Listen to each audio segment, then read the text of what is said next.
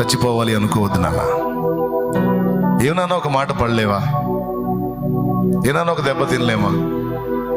ఒక మాటతో, ఒక దెబ్బతోనే అంతా అయిపోయిందా?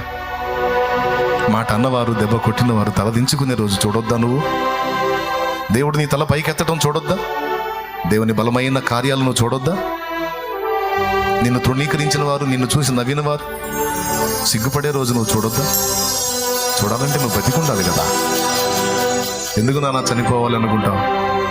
ఎందుకమ్మా చచ్చిపోవాలనుకుంటావు? ఎందుకమ్మా పదే పదే చావు రావట్లేదు అని అంటావు?